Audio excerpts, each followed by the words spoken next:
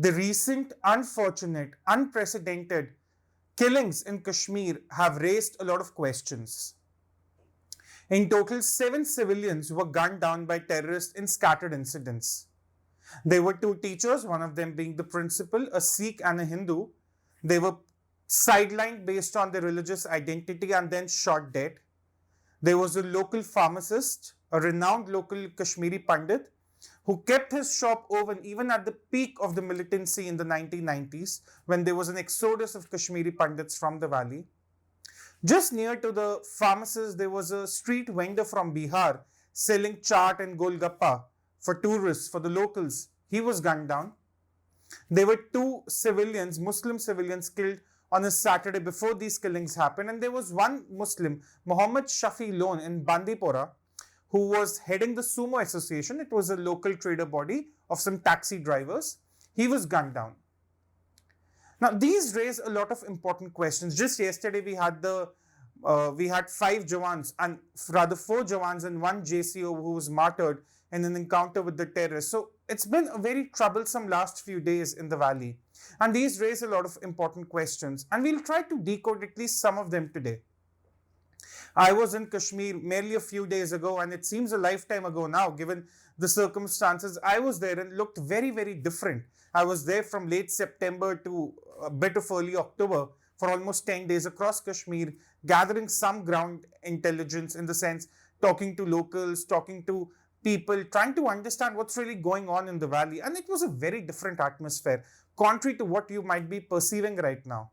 There was a large tourist influx, unprecedented in the last 2-3 years. In my conversation with the Honorable Lieutenant Governor, Shri Manoj Sinha, he told me that such an influx of tourists had not been seen in a long, long time, and that was making people seek some confidence in the work being done by the government. The complete interview is on Swarajya right now. You can read it. It's a 30-35 minute long interview in terms of reading. So I really request you to spare that amount of time and read through that interview, because it covers some very important aspects about the development, about the governance, administration, security, everything. It encompasses a wide array of issues. So I recommend that interview. That is one you should really definitely go and check out on Swarajya right now. The link would be in the description. Now, coming back to the questions, the first obvious question is that the peace that the government was promising, the center was promising after the revocation of Article 370, is that gone? Is there again a war zone like situation in the valley? The answer is no, absolute no.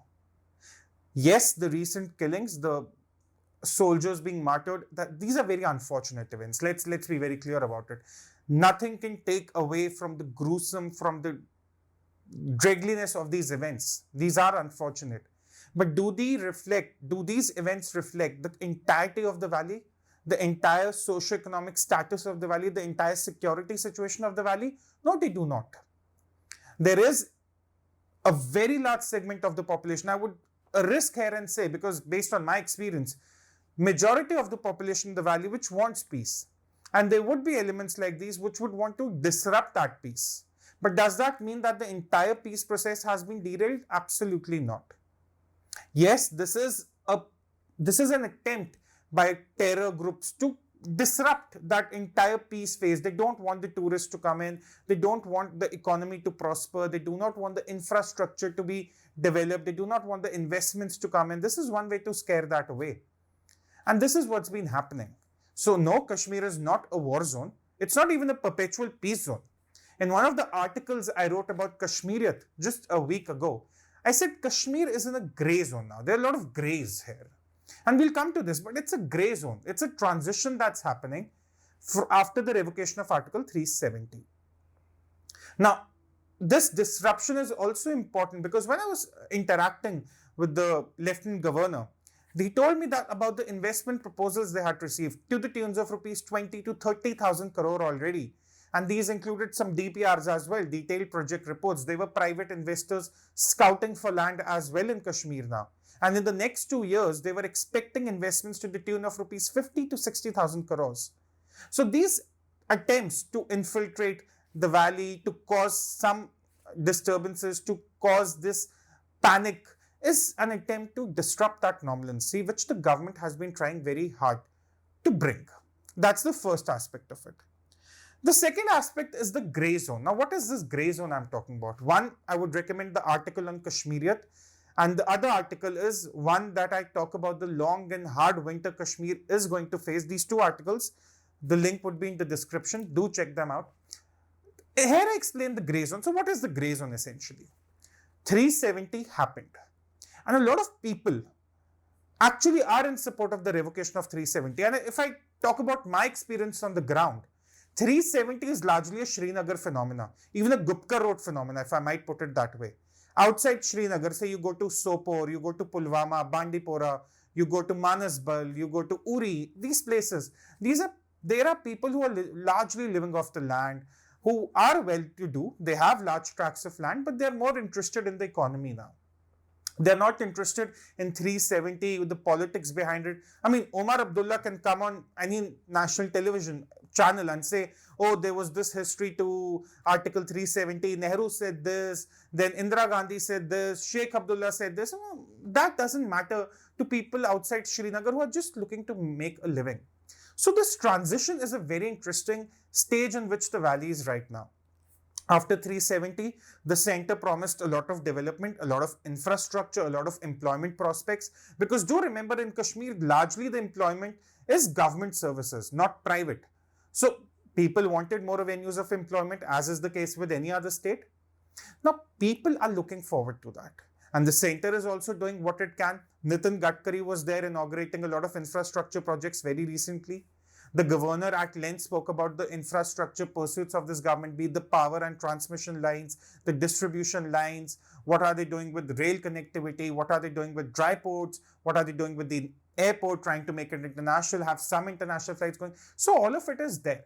So this transition for Kashmir is one from the politics before 370, where the Abdullahs and the Muftis would, create this chaos and confusion that, oh, you belong to Pakistan perhaps, oh, you perhaps need to be an independent state, from an economic integration with the rest of India. Now, Kashmiris have realized that the only solution to their problems in the long term, and this long term would be 10 to 15 years. This is not 2 years, 3 years, 4 years. The foundations would be laid in the next 2, 3, 4 years, but the results would come in the next 10, 15 years. So the Kashmiris realize that our future, the prosperity in our future largely depends on the economic integration with the rest of India. And this is not just about tourism. This is just not about, people going there, spending money, buying the local handicrafts. That's a very small proportion of it. Tourism is a very small proportion of it. If I talk about my interaction with the local bodies, the local trader bodies and other locals, logistics has huge potential. Healthcare infrastructure has huge potential. Sports economy has huge potential. Exports have huge potential. E-commerce has huge potential.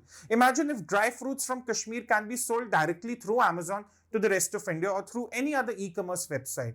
If handicrafts can be sold that way. If the dry fruits can be exported right from Srinagar's dry port and not, taking 20, 30 days to go first to Jammu and then to other parts of India. So this is the grey zone rather, Kashmiris are transitioning through from religious fanaticism, which was encouraged by the local political parties, to economic and social integration with the rest of India, which the center has been encouraging. So this is more or less the grey zone. That's the second question. Now the third question is this the demography war? Is this the war of demographics? Is this recent killing spree a way to drive out the Kashmiri Hindus? I wouldn't use the word Kashmiri Pandits. I would use the word Kashmiri Hindus and Sikhs. That would be wrong. That would be wrong to assume. If you go around Kashmir today, I'm not talking about Jammu here, just about Kashmir. If you go around Kashmir, the truth is that a lot of Hindus have already left the valley. The ones that are left behind are very few in number. They are very, very few in number. The Sikhs that are there in the valley are very, very few in number. So if you talk about the 1990 demographic, the 1990 exodus, that has had results and that has not been undone. Now, the third question is this a war of demographics? Is something happening on the demographic front? Is this about driving out the Hindus, the Kashmiri Hindus and the Sikhs from the valley? If you go around Kashmir, and I'm talking about Kashmir here, particularly Kashmir, The truth is that a lot of Hindus and Sikhs have already left the valley. They've gone to Jammu, they've gone to other parts of India, of the world, and a lot of Kashmiri Pandits specifically have moved on from that episode. That is the unfortunate reality. So it's not like there is a demographic battle going on in the valley where there is a significant population of Kashmiri Hindus trying to assert themselves. That's not there. Let's be very honest about it. This is the unfortunate reality. But this is more about ensuring that the pro-India voices in the valley that are emerging now, they are curtailed. Now, if I go back to the 7 killings, what are the statements that were put forward by the Terrorist Resistance Front? The Resistance Front, as it's called themselves. The Resistance Front, for the teachers, it said that they were asking parents to send their wards, their children, to the August 15th celebrations, so we gunned them down. For the local pharmacist, he was a Kashmiri Pandit. For the local vendor, there was no explanation as such. For Muhammad Shafilon, there was an interesting statement that the Resistance Front put out, and it did not catch the attention of a lot of media channels. It said he was working as a police informer, and that is why we killed him.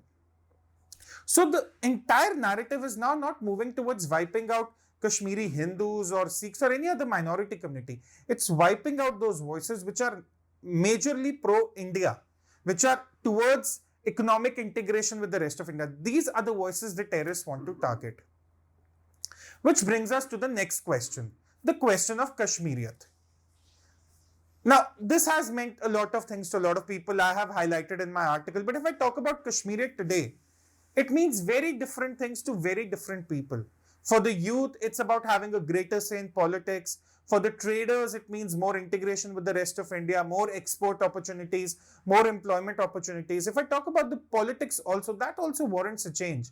I remember in one of my conversations in Pulwama with one of the locals, a young boy, all of 2021, asked me, he said, our parents realize that we've been taken for a ride by the Abdullahs and the Muftis. But why does the center still give Z plus security to these politicians? Of course, there's some degree of rhetoric to that and there's a different answer to that. But the overall sentiment is that the politics needs a change. That is the new Kashmiriyat. Now, if you talk about the Kashmiriyat of communal harmony, of Hindus and Muslims living together, one can unfortunately say that that ship has long sailed. Yes, there are people who are living in peace in the valley. It would be very, very unfair to say that no Muslim in Kashmir wants to live peacefully with Hindus. That's not the case. But then there are not enough Hindus in the valley for us to make a statement of Kashmirit, to say that, oh, Kashmirit is still well and alive. That was killed the day the Kashmiri exodus happened, the Kashmiri Pandit exodus happened. So that's the question about Kashmiriyat. And let's talk about the last question. What is Kashmir looking at in the future? I go back to my transition point, that of grace. Kashmir is moving towards economic integration, and there would be underlying tensions created, cultivated, so that this transition is regularly disrupted.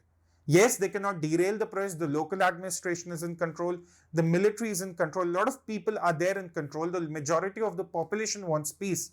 But there would be these elements backed by the ISI, perhaps backed by the Taliban in the future. We don't know.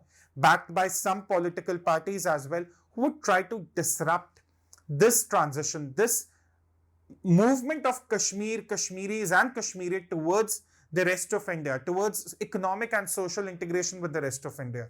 This is what we need to be ready for. And unfortunately, the voices of these few misguided, rogue terrorists would be louder than the majority of the Kashmiris who identify themselves as Indians first. Thank you.